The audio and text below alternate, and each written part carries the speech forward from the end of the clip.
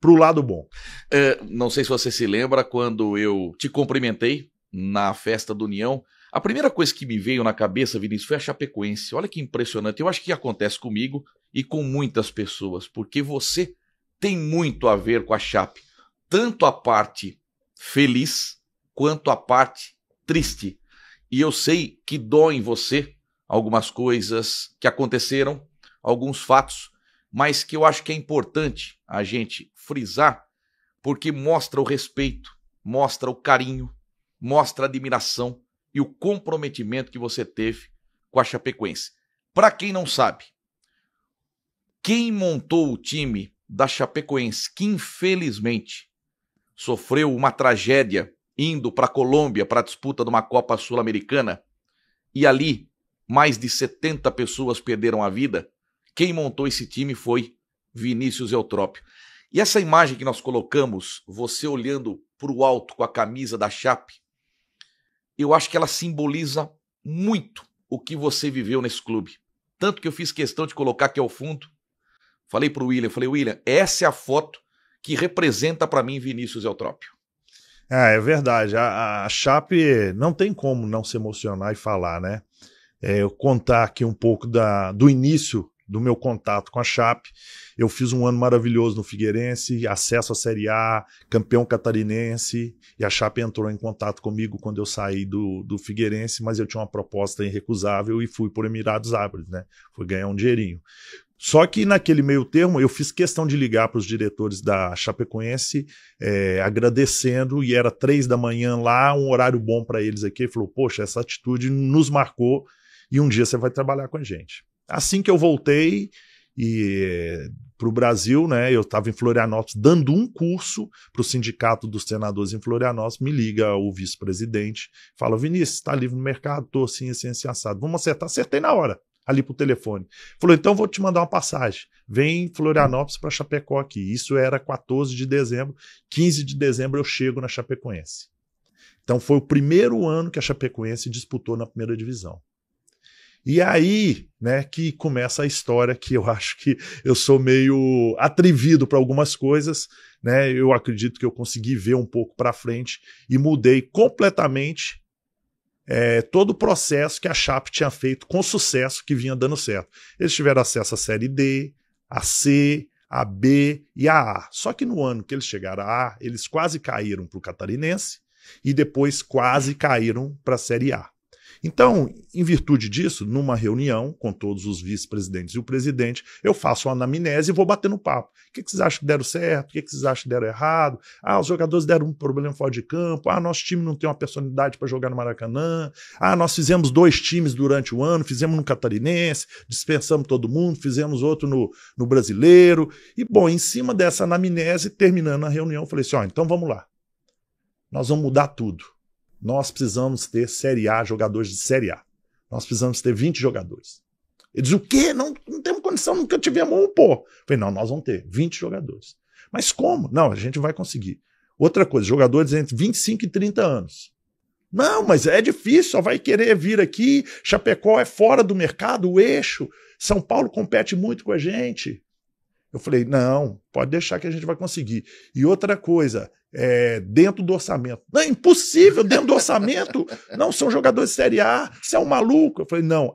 E mais uma coisa, presidente. Em 7 dias, que hoje é dia 15, dia 22 já tem que ir pro Natal, para minha casa só ter essa roupa no corpo. Ele falou, você é um completo maluco. Eu falei, não. E ali nós analisamos vários nomes, dia e noite, 7 da manhã até não tinha hora para terminar, né? E nós trouxemos, sim, jogadores de Série A. Só que todos jogadores que estavam com o mercado fechado. Olha, então, se você hoje falar, aquele era um grande time, mas se desse errado, todo mundo podia falar, nossa, que time horrível, só pegaram o refúgio. Então, o Apodi era a reserva do Querétaro no México. O Neto, o zagueiro, foi reprovado do Fluminense com um problema nas costas. O Wilson, que depois veio jogar no Corinthians, tinha mais de um ano que não jogava. O Denner era reserva no Curitiba. O Eli Carlos, 6 meses treinando afastado no Náutico. O Gil, reserva no Curitiba. Né? O William Barbio, reserva no Bahia.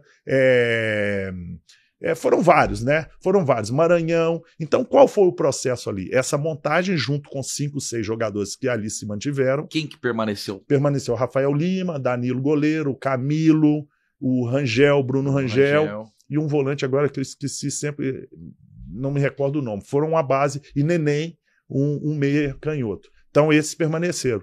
Então, ali nós começamos a montar. E aí eu falei com ele 2 coisas. Nós vamos fazer projeto tipo Europa. Você não monta time para campeonato, você monta times para temporada. Então, dia 2 de janeiro, nós temos que estar com 90%. Independente do que acontecer no Catarinense, nós vamos prosseguir para o brasileiro, que essa vai ser a nossa grande vantagem. E outra coisa, independente de qualquer coisa, não mudamos o jogador e nem o treinador, tá? Brinquei, não muda o treinador, não. Não, tá ok. E ali nós começamos. Nós fizemos 5 vitórias consecutivas já. E depois, obviamente, oscilamos e chegamos em terceiro, mas conseguimos uma vaga na Copa do Brasil. Naquilo ali, eles nos mantiveram. Treinamos 15 dias ainda e ficamos 25 rodadas entre os 8 primeiros colocados da Série A. Foi meio surreal, assim, ganhando do Cruzeiro Mineirão, ganhando do Grêmio, São Paulo, que era um treinador estrangeiro. Saímos ganhando de todo mundo, jogando futebol bonito, né? Então foi muito marcante esse primeiro pontapé. E eu acredito que eu subi um pouco o sarrafo e a visão que eles tinham do futebol. Por exemplo, eles falavam, mas eu não posso competir com um jogador de São Paulo. Vou dar números aqui, né, supostos aqui. O jogador ganha 80 mil. E aqui a gente só pode pagar 50. Mas 80 mil são 3 meses. Ele vai ganhar 240. Não faz uma proposta de 50. Faz uma proposta de 12 meses. Então são 500, são 600 mil. Qual é a diferença? Com calendário, pagando em dia. Então assim nós conseguimos mesclar e fazer esse know-how que eu tenho um pouquinho, né, das outras passagens em outros clubes, como coordenador também, para que pudesse montar aquela Chape. Quando você sai da Chape pela primeira vez, você ficou decepcionado? Falou, pô, eu lutei tanto, eu fiz tanto por esse time e eles não levaram em consideração todo o planejamento que eu fiz. É difícil porque no Brasil, infelizmente, a gente espera isso, né? Você cria um objetivo, só que o seu sucesso vai contra você, né? O objetivo, na palavra do presidente, era: Vinícius, vamos nos manter os 5 primeiros anos na primeira divisão. Não podemos passar o sufoco do ano passado. Não podemos cair. Com 5 anos a gente estrutura esse clube e coloca ele num nível fantástico, né? Então ficamos entre 8º, 4º, 5º. Quando chegamos a 12º, que estava excelente, eles me dispensaram. Mas assim, a amizade que eu tinha com eles é tão grande, irmão, tão grande, que eles tinham uma promessa, que assim que terminasse o ano, eles iam fazer uma caminhada lá próximo de 10 quilômetros. E quando terminou o ano que eu não estava, eu fiz de 6. Ah, que legal. E mandei o vídeo para eles. Então a minha amizade com eles era muito grande, era uma família realmente. Você chegou a pensar em algum momento, Vinícius Eutrópio, que se você não tivesse sido demitido, hoje você não estaria aqui para dar essa entrevista para a gente? Você poderia estar no lugar do Caio Júnior? Justamente, é verdade. Então tem coisas, né, que eu ouvi isso de uma pessoa. Ela falou, olha só, você foi abençoado. Eu ia falar isso aí. No momento, eu só comecei a pensar nisso depois. Eu não pensei em momento nenhum em mim quando eu tive a notícia do acidente. Não tive. Sabe? Momento nenhum.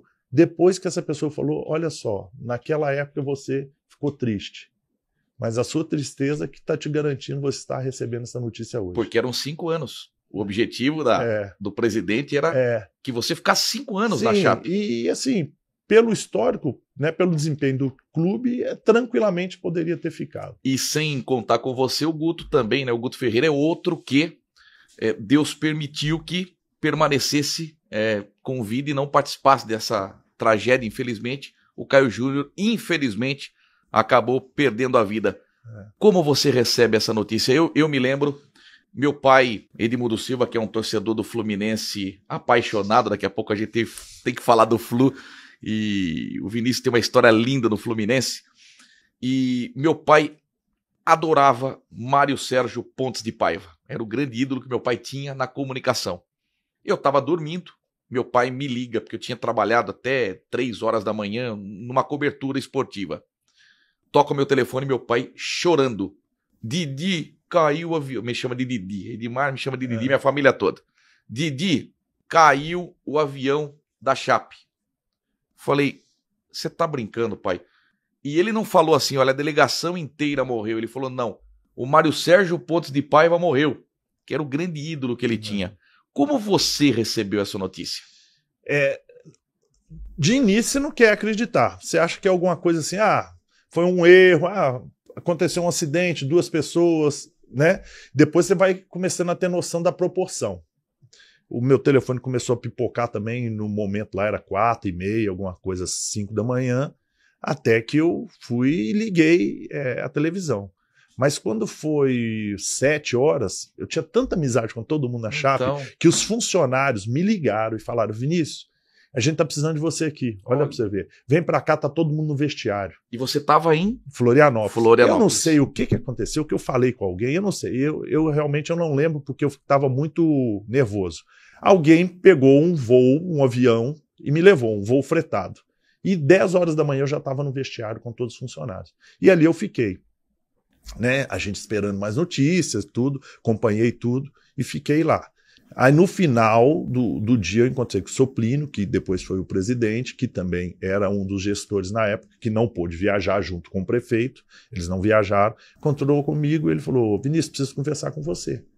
Amanhã eu preciso conversar com você. Aquela confusão toda, né? Eu tá ok. E aí eu dormi, fui pro hotel, chegou na parte da manhã, voltei pro vestiário, todo mundo lá, e aí já começaram a chegar rádio, jornal, imprensa toda, e eles começaram a me entrevistar. Aquilo ali eu me senti muito mal. Senti mal, eu já não estava feliz com aquilo. Eu peguei o avião sem ninguém saber e voltei para Florianópolis e fiquei quietinho. No final do dia, Soplino me ligou de novo. Vinícius, onde você está? Vem na minha casa que eu preciso de você. Eu preciso de ajuda. Eu falei, Soplino, eu já estou em Florianópolis e não vou conseguir conversar com ninguém. Poxa. E desliguei, não vi mais notícia, não vi sepultamento, não vi absolutamente nada, eu não consegui. Porque, de uma certa forma, eu falei, poxa, eu levei aqueles caras. Se eu não tivesse levado, e fiquei com aquilo. Nem na televisão você muitos amigos, assistiu, muitos porque amigos. O Brasil chorou. O Brasil chora quando aqueles caixões começam a adentrar na Arena Condá. Só aquele momento eu acompanhei. E chovendo ainda, né? Chovendo. Só aquele momento eu assisti assim, né? E fiquei muito quieto. Depois recebi um telefonema de novo do Soplino, né? Querendo que eu ajudasse em todos os setores do clube. É a pessoa que eu mais confio, é a pessoa... Tem muita gente estranha aqui se oferecendo, eu estou perdido, né?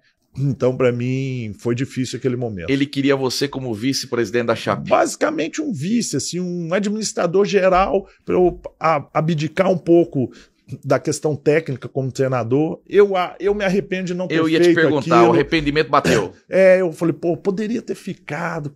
Depois eu, sei lá, faço, volto. Até pela ligação que você tinha com a Chape. Ele falou, Vinícius, muita gente, algumas pessoas estranhas, a gente tem um caráter duvidoso, você entende futebol, você é a pessoa mais honesta que eu conheço, eu preciso de amigos aqui. Falei, poxa, eu não posso, eu sou treinador. Eu me arrependi naquele momento. Dos sobreviventes, a gente sabe que o Neto tem uma ligação muito forte com você, até porque você o levou para a Chape.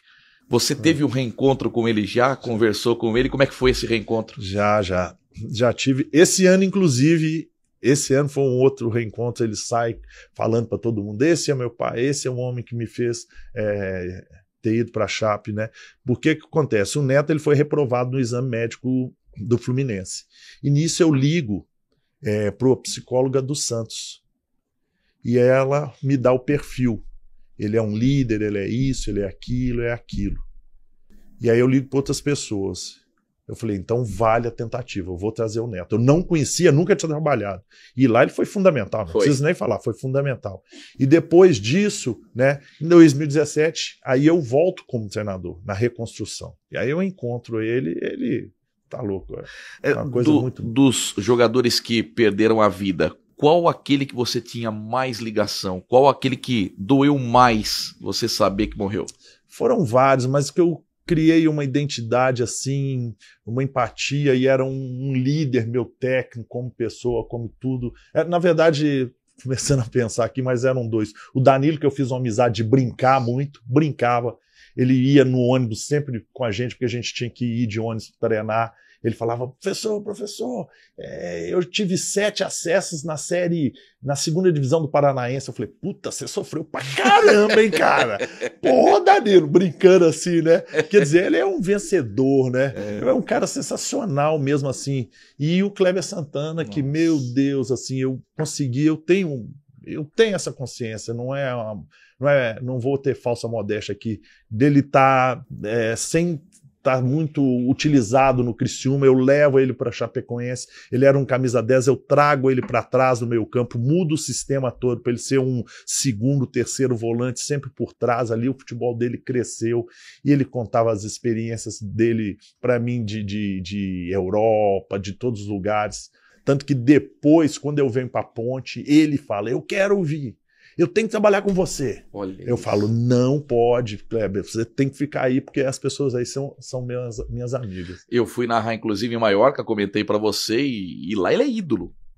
Tem uma imagem nas cabines de imprensa, eles colocam fotos de jogadores que marcaram época no Maiorca. O Pedro Jeromel, zagueiro do Grêmio, jogou lá. E tem uma foto do Kleber Santana, braçadeira de capitão. Ele é fantástico, era um líder assim, cara que treinava muito, cobrava, sabe assim, eu ficava espantado com a qualidade técnica dele. Jogou no Atlético de Madrid, o Santos, justamente. O Luxemburgo gostava dele. Ô Vinícius, em algum momento você se achou culpado? Por exemplo, eu levei esses jogadores para a Chape e eles morreram. Se eu não tivesse levado eles para a Chape, eles estariam com vida. Você chegou a pensar isso? Teve depressão? Por muito tempo, Edmar, eu te confesso que eu fiquei com isso meio que engasgado na minha, sabe, assim, na minha mente. Só retornando um dia depois do acidente, eu fui na casa da esposa Danilo, fiquei consolando ela. O Danilo que estava indo para São Paulo, tinha um pré-contrato com São Paulo. Eu tinha muita amizade com todos eles, a gente permanecia, a gente tinha grupo, ficava batendo papo. E eu fiquei por muito tempo constrangido com isso. Falei, pô, se eu não tivesse ligado para esse cara, trazido ele para cá, a história dele era outra, ele estaria vivo hoje. Né? Mas depois de muito tempo, mas aí aconteceu um fato assim, para mim foi muito importante. Na minha segunda passagem da reconstrução, eu estou sempre numa padaria que eu gostava de ficar lá, né, com o ex-presidente que faleceu. Eu estou ali naquela padaria, sozinho assim, e eu vejo 2 mulheres na mesa da frente. Quando uma levanta e vem na minha direção, vem falar comigo, e aí, para minha surpresa, ela fala, oi, professor, tudo bem? Tudo bem, eu sou esposo do Ananias. Aí eu falo, puta, cara. E tava aquela briga de seguro de vida, aquele negócio todo. Eu sou esposo do Ananias. Eu falo, puxa, e lá agora? vem. Lá vem. Eu falo, não, só quero falar com o senhor e quero agradecer tudo que o senhor fez pelo Ananias. Ele te adorava. Nossa. Foi os momentos mais felizes da vida dele, foi aqui na Chape que ele se encontrou. Então eu quero agradecer de coração que o senhor deixou meu marido muito feliz.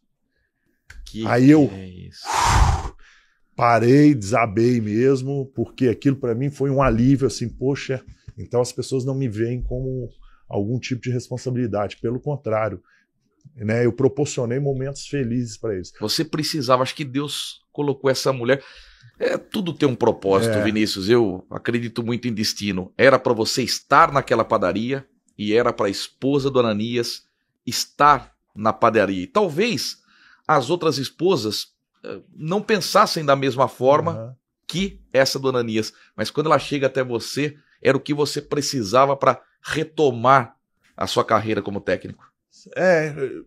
Retomar a minha carreira pessoal, na verdade, né? Assim, espiritual. Fala, não, pelo contrário, você fez seu melhor e isso tinha que acontecer. Mas que culpa que você tem? Justamente. Não tem culpa Mas eu tirei nenhuma. isso realmente de mim, né? E eu vejo realmente, foi um prêmio a gente ter feito aquele grupo.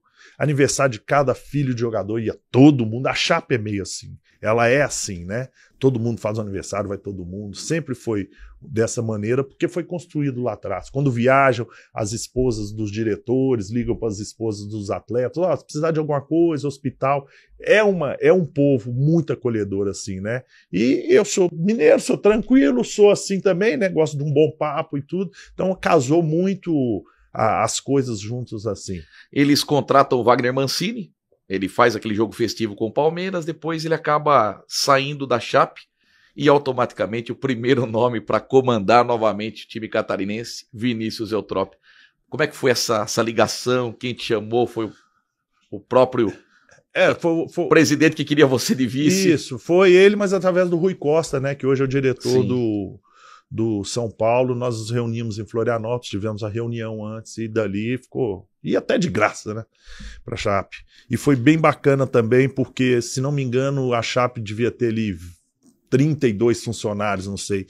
E aí eles combinaram, no dia da minha apresentação da imprensa, todos eles largaram tudo que tinha que fazer, pararam o clube e todos foram à minha apresentação. Nossa. Aí tiramos uma foto bonita, talvez tenha sido o único treinador que aconteceu isso.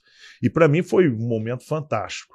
O clube estava num momento muito difícil, vinha de 9 jogos, com média de 3 gols tomados, só uma vitória, 6, 7 derrotas, 10 jogadores lesionados, tinha uma maratona para fazer, né? Eu digo que eu peguei um troço monstruoso, que nós viajamos por 3 continentes, 5 países diferentes, o Campeonato Brasileiro, em reconstrução, jogos de 3 em 3 dias e jogos até no Japão. Isso. Né? E uma Sul-Americana pela frente.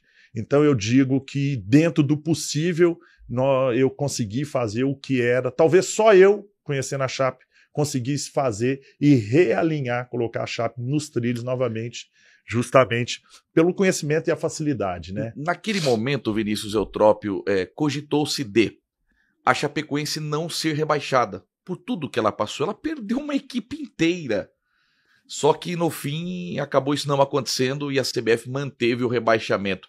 Você era favorável, você estando lá dentro, de que a Chape deveria ser perdoada de um rebaixamento por tudo o que aconteceu? Eu acredito que sim. Existem casos e casos, né?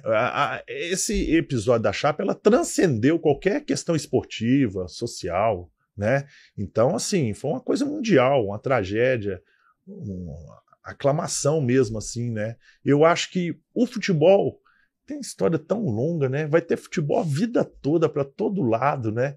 Então tem momentos na vida que são coisas que são mais importantes, e o mais importante era resguardar as pessoas, né? Fazer que o processo continuasse de uma forma menos dura para eles, porque imagina, lutando contra aquilo tudo, ainda tendo que viajar. Nós chegamos chegamos 2 horas antes do jogo do Barcelona. Todo mundo às vezes critica a diretoria, mas não tinha que ter um jogo. Gente, o Barcelona abriu as portas, né, para Chapecoense, para saudar a vida. Não era um jogo. Ainda teve alguém da imprensa que falou: o time jogou mais recuado, tinha que não sei o quê. Tá lá no seu scout lá, uma derrota. Eles fizeram as derrotas minhas contra a Chape, contra a Roma. É mó barato. Então, assim, é surreal, na verdade, né? Então, teve gente que achou ruim ir lá ser saudado pelo Papa, né? Fazer um jogo amistoso contra a Roma, na Roma, poxa. Você entende? Então, isso transcendeu qualquer coisa. A gente tá vendo você entregando uma bola da Chapecoense pro Papa Francisco. Foi o maior momento da sua vida?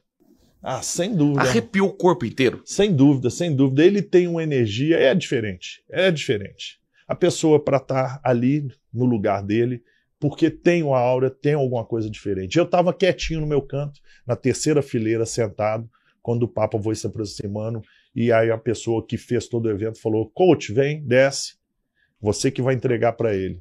Quer dizer, eu pensei que seria o prefeito, o presidente, sei lá, alguém, né? Um jogador, mas ele me deu essa honra e aí eu fui beneficiado, iluminado com esse momento, né? Ele fala alguma coisa? Ele só sorri e agradece, né? E dá uma bênção. Eu comentei com você no jantar que quando eu dei a mão para o Rafael Renzel, que era o narrador da Chapecoense, que sobreviveu à queda do avião, mas depois morreu de infarto jogando uma pelada com os amigos. Quando eu dei a mão para ele, eu tive a oportunidade de entrevistá-lo. Mas olha, Vinícius, arrepiou o corpo inteirinho. Parecia que eu estava cumprimentando um semideus. Falei isso pra ele. Falei: Renzel, você não tem ideia de como é que meu corpo tá. Ele falou: todo mundo que eu cumprimento fala a mesma coisa. Olha pra você ver. Porque ele é um escolhido. Ele é escolhido. Ele é um escolhido. É verdade. Acho que dos sobreviventes, tirando os tripulantes bolivianos, o Alan Ruschel é o que menos teve problemas, viu? Tá jogando bola hoje. Aham. Agora, o Follman perde uma perna, o Neto muito debilitado. Isso.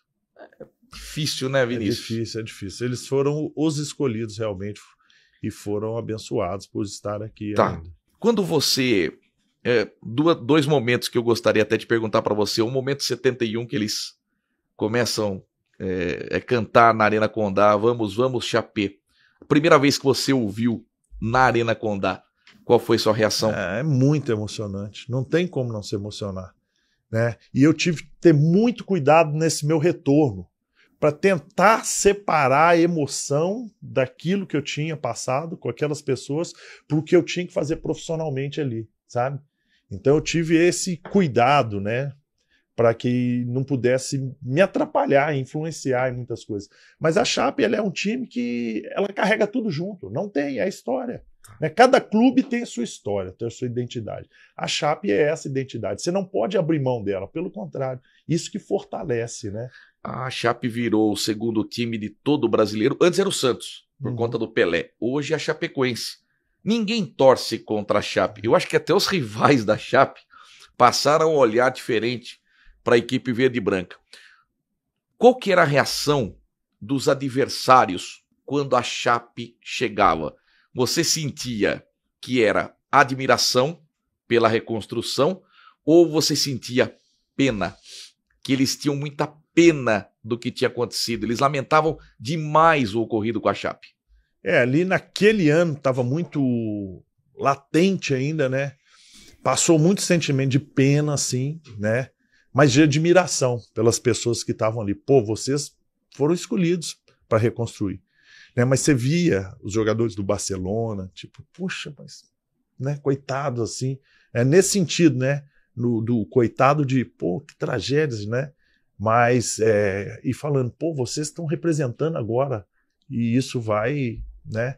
Vai repercutir. Com certeza vocês vão ser premiados por isso. Você via muitas pessoas chorando quando vocês se aproximavam? Chorando não, porque as pessoas tentavam passar um carinho, né, no sentido de uma força, ao mesmo tempo que poderia ser um sentimento de pena, mas aquilo, vai dar certo. Não, é isso mesmo, a gente está torcendo por vocês. É como você falou, virou o segundo time de todo mundo. Não, vai dar certo. Não, vai ter, vocês vão voltar ao que era, sabe? E o comportamento do próprio Atlético Nacional, né, que abre mão do título para que a Chape pudesse ser a campeã? Não, sensacional, sensacional. E eu tive depois um encontro com o Atlético Nacional, né, na Libertadores pelo Bolívar.